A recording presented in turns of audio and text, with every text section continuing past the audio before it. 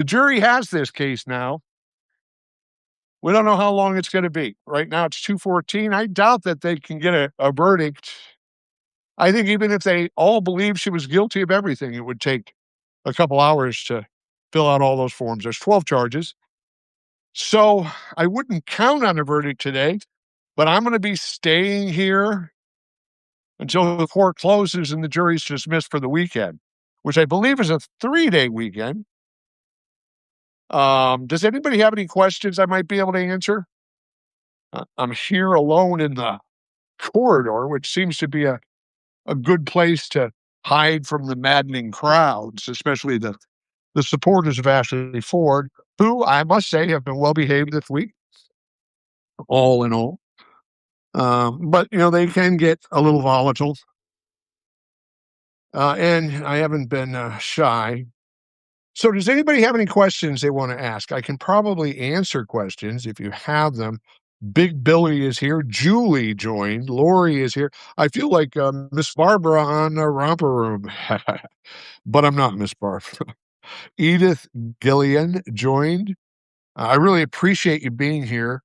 I don't know what else I can say about this case. It's been well represented. The judge was very in control of her courtroom, very in control of the understanding of the law, was firm in sustaining objections when she thought that was appropriate. I see Joe Baumgartner's here. He's a big fan. He's one of my biggest fans, I think. What did you say the other day, Joe? What did you say about me? Come on, Joe. Don't be shy. Don't be shy, Joe. I was sure the last time I saw you, Joe, you'd be dead by now. But thanks for being here. I sure appreciate it.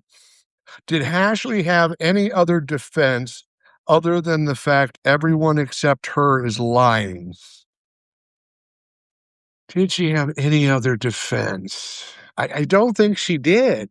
Everybody was lying and she was being picked on. I think that's her defense. Um, I mean, and even her attorney in closing arguments said, if her ex-husband PB did not sign these documents, it's still not a crime. He's suggesting because she didn't have the intention to steal. But, the house was in her ex-husband's name and she and her new husband were living in it for a good while. And by the time 2022 rolled around, she was $30,000 in arrears. I don't know if that's basically all of the mortgage payments in that period, but that's why he wanted out. Big Billy, thank you for your excellent reporting on this case. I feel like you've been very fair in reporting the facts of this trial. Thank you, Big Billy. I do appreciate that. And it's not exactly easy. A lot of times, subjects of stories try to tag the reporter. They try to make the reporter part of the story. So then that sometimes limits the reporter's ability to report on the story. In this case, I wasn't going to let Ashley's effort to make me part of the story stop me from reporting this because there's nobody reporting on this. I do appreciate the prosecutors and the defense attorney, Peter Patakis, although I thought it was like a one-trick pony, retaliation. I don't think he had any other defense. I don't know. I'm not an expert. But that seemed to be because I have no other defense, I'm going to use this one. I guess. I don't know. I really appreciate the questions. She said her ex-husband had a hard time keeping a job, which is not true, but her current husband does not have a job at all. Funny how that works. Yeah, that's interesting. It is interesting because when PB testified and he was asked, what do you do for a living? He said, I've done this and I've done that. It sounded like a standard progression of a career in which he was making money. And then Ashley did testify that she did testify that he had trouble keeping a job, and that was part of the problem in the marriage. But when they went to get the mortgage, the mortgage was his name because he had the income, the W-2 income, she said. So, having it both ways, and, I think Ashley does that quite often. I appreciate that question, Jennifer Martin. Any other questions? I sure appreciate you being here and talking with me. It's been an interesting week. This has been a solid week. This was Monday through Friday. It's 2:30. I think Monday it started around noon with jury selection. Court sessions were all day. I think the prosecutor's case was well developed, thoughtful. The bank records are the bank records. They speak to what occurred. So it's interesting. I wouldn't want to be the jury. Well, actually, I know what I would rule if I were the jury, but I'm not the jury, and I think that this was well executed as far as from the arrest through giving it to the jury. It was well executed. There was nothing shoddy about this or nothing haphazard. It was professionally delivered, I think. I think that thank you, Kim. I think that Judge Beverly McGookie, prosecutor Kevin Baxter, his staff, even Peter Patakis showed up on time every day. He was enthusiastic. Um, he was new and different. I've never seen Peter in an Erie County courtroom.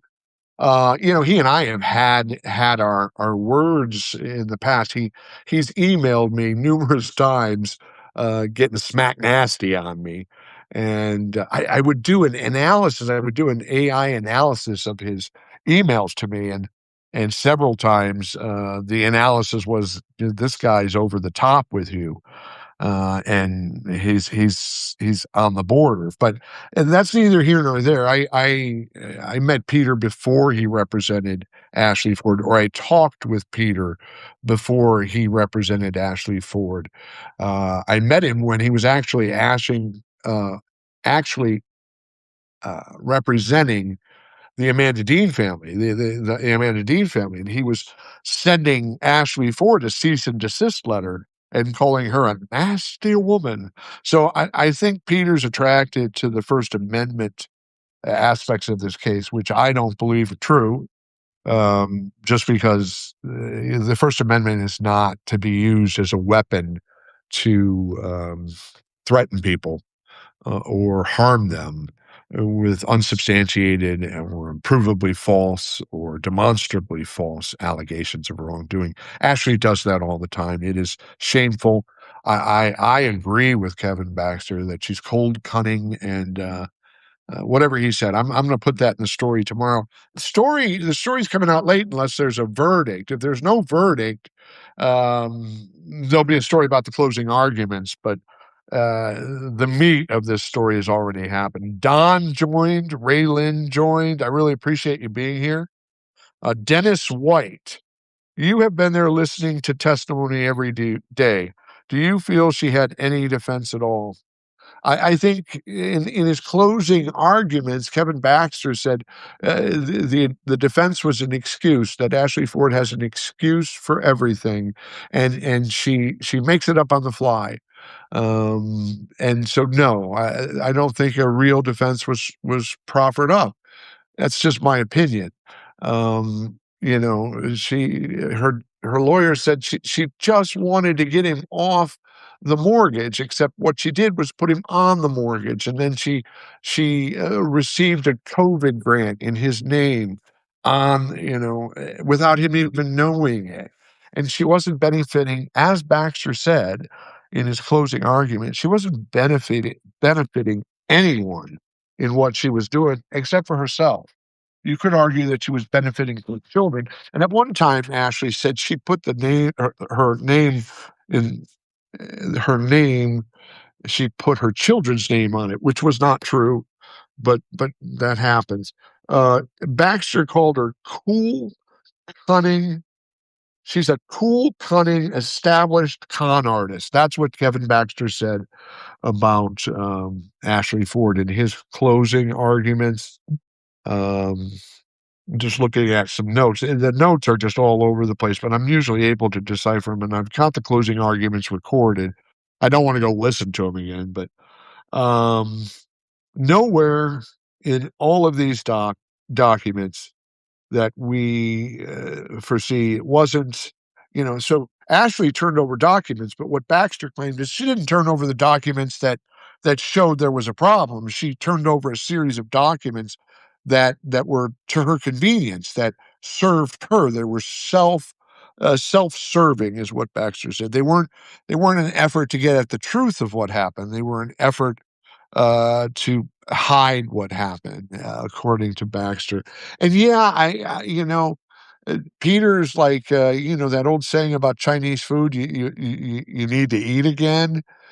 Peter's defense was pretty shallow. I mean, he kept going back to retaliation, and the judge kept saying, there's no evidence of retaliation. And that goes back to Elizabeth Baumgartner. And Joe, I know you're on here. Are you still here, Joe? Say hello, Joe. Joe is Elizabeth Baumgartner's husband. And Elizabeth went to prison, I don't know, 20 years ago for doing things like Ashley did in her previous case. Elizabeth went to prison for 6 years ago. Now she's been assisting Ashli Ford in doing whatever it is Ashli Ford does. It's so interesting how Peter's defense was the detectives were incompetent. The bankruptcy attorney wasn't really a bankruptcy attorney for PB. She was a relative. The writing expert wasn't really a scientist because she didn't have a PhD. The notary who was very eloquent in acknowledging that she made a mistake and that she did a favor for a friend, and she realized what happened there, and she became aware of who she believed Ashley was. And they're no longer friends, and that's the story of Ashley's life. Is my bet. I had talked to some people who are very close to members of Ashley's immediate family, and this person told me that her immediate family knows Ashley, and they don't wanna rile her, they don't wanna get on her bad side, they just want just like PB was saying while he was on the stand, "I work to keep her from getting angry. She's a drama queen, and I work to keep her from getting angry." So I can understand that, and the fight over the children and his daughter calling him up, and "You got mom convicted of 12 felonies." This is something you talk with your daughter about before you talk to your husband. I mean, that's the manipulation that PB had been talking about. PB was an excellent witness. As Baxter said, he was consistent. He never wavered. Peter Patakis cross-examined him for 4 hours. 4 hours because, as Baxter says, because he couldn't get what he wanted. He couldn't get PB to change his mind. Every time he was asked, PB said, "I didn't sign those documents. I wouldn't do that. I worked so hard to get this bankruptcy so I'd get out from under this. Why would I 2 months later get right back into it? That doesn't make any sense." And that was effectively Kevin Baxter's closing argument. Is that what Ashli Ford and Peter Patakis are suggesting is the reason these documents were forged or not forged, and the reason this partial COVID recovery grant of $30,000 was given to Ashley is because, according to Baxter, she lied. She lied about having been impacted by COVID. Her husband said he always made money. The impact was the divorce. She wasn't honest about that, according to Baxter in his closing arguments. Again, what Baxter said was that Ashley Ford is a cool, cunning, established con artist. And he urged the jurors to look at all the evidence, look at all of it, and he said that it meshes together, and this scheme, this mortgage fraud scheme concocted by Ashli Ford resulted in 12 felony charges, according to Kevin Baxter. Any other questions? I'm certainly enjoying you keeping me here. The audience is growing, 28 people listening now, so it must be pretty interesting. But if there are any other questions about the 5 days we've spent here at the Erie County Courthouse in the courtroom of Judge Beverly McGookie. I think this is Judge McGookie's last year in office.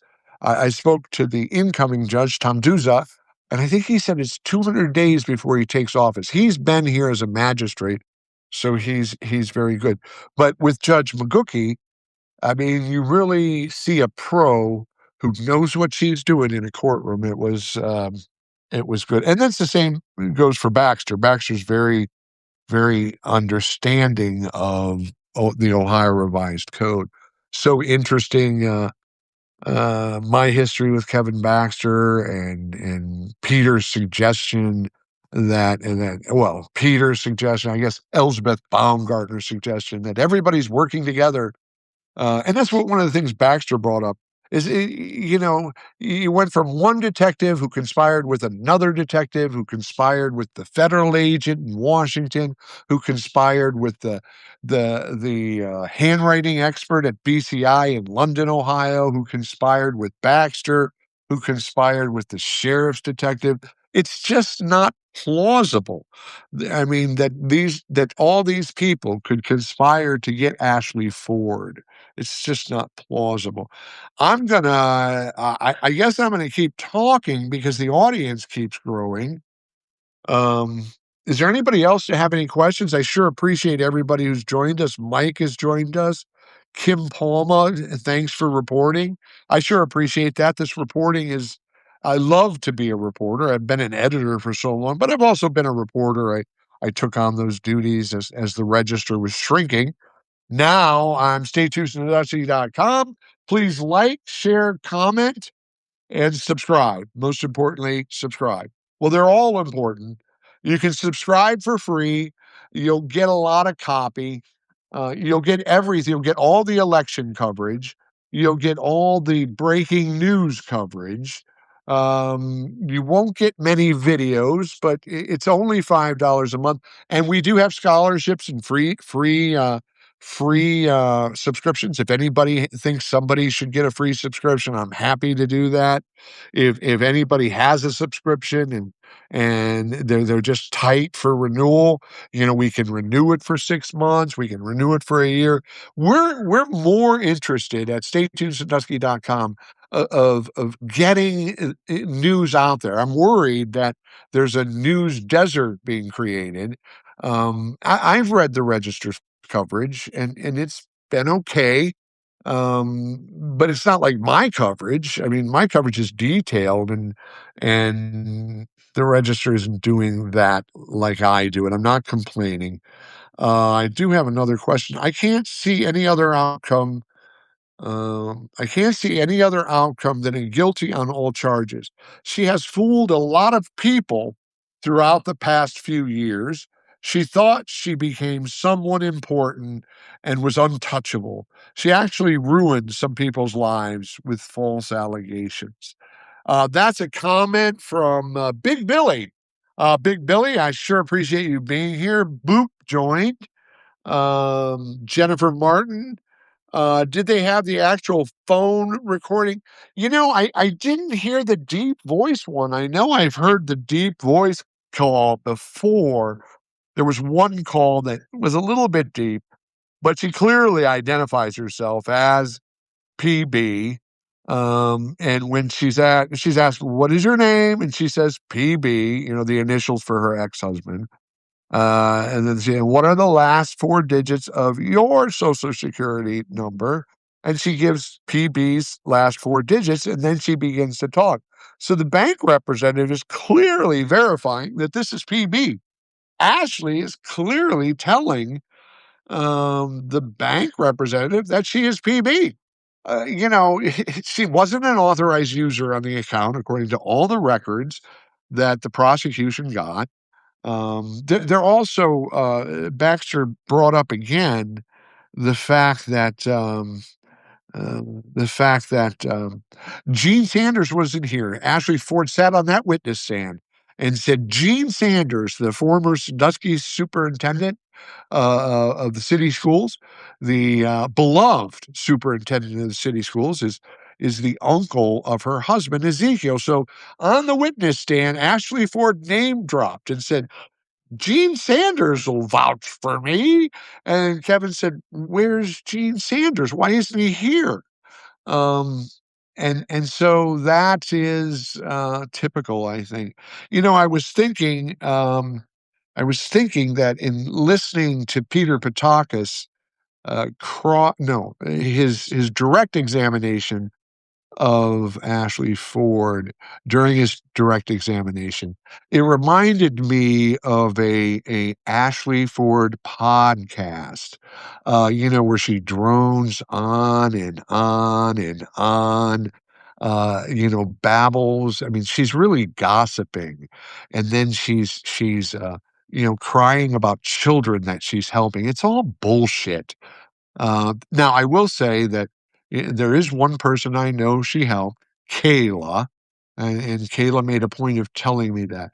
But I'm the one reaching out, trying to find anyone to talk to me about the help Ashley Ford gave them. Anyone. And I know Ashley Ford. I've met her. So, and I guess, Big Billy, I appreciate your confidence. I'm betting that there's gonna be at least 6 convictions, could be 8, and could be 12. But I'm not as confident as you. It's a difficult system that we live in, these days. I've got 32 people talking in this. Benji joined, Audrey joined, Whitney joined. Kim says, "I'm glued." Lob and Lynn joined. I like that name, Lob and Lynn. G. Dalton joined. Boop, Jennifer Martin. I don't think there was any tainted jury selection. I was here on Monday. It seemed to go pretty smooth. I'm not sure. That's Ray Lynn asking about a tainted jury selection. I didn't see anything untoward, and there has been no mention. Of course, you're going to hear things now. So it's all. Do you think she's going to jail? If she's convicted, I think she's going to jail. And I think she could be convicted of all 12. I think she could be acquitted too. I don't think she would be acquitted justly. I think she's guilty. Um, that's just my observation. That's my opinion. I think she's guilty. So, for what that's worth. Um, what else? Anybody else have any questions about the trial? What comes next? I'm going to go down there and see how long they'll be in jury deliberations. Because if they're not gonna come back until Tuesday, I'd like to call it a day. This has been a lot of work. I've really enjoyed it. I've gotten some great response from the audience. We've had wonderful growth, wonderful support, and I worry, I know the register is there, in the courtroom, but I know the register, and I know, things aren't easy. I was the editor there for 20 years, and I was a copy editor. I was there 24 years, and I know the challenges the newspaper has, and I don't know if this model that I'm doing right now, um, is the new model, but I know it works for our community. You know about this case thoroughly because I've reported every news item there is. Her followers say I'm obsessed. I am obsessed. I'm obsessed with the news. This is an important news story. We have what Baxter called her. We have a cool, cunning, and established con artist building an audience. And I believe that's what she is. I think Baxter is right. And if the register wasn't there, and I don't think their coverage has been thorough or very good, frankly. And I know why it's difficult. This has been a difficult topic for us, not wanting to give Ashley publicity, and at the same time not covering news events. She is trying to weaponize the First Amendment. She's trying to make it okay to threaten people you disagree with who are political leaders, to make them fear you. She threatened Norwalk city officials. She was gonna destroy them, and it was a violent threat. And you could take it as a threat to their safety or a threat to their reputation. Peter Pataka said it was a threat to their reputation. Well, that's a crime. And Peter's trying to overturn that. He's trying to expand the First Amendment, and he won't talk about it. And he won't respond to me. And he has tried to make me write differently. And so he believes in the First Amendment for Ashli Ford, but he's not believing in the First Amendment for press people. I know First Amendment attorneys who are much more well regarded than Peter Pataki, although he is a well regarded reporter, and I understand why. It was a very interesting case this week. Did they play audio of her calling the bank? Yeah, they played it several times, in which she says, she's Preston Bartow, and then Baxter asks her when she's on the witness stand. He asks her, "Is that you pretending to be PB?" And she says, "No, I did not." But we all just heard it. We all just heard it.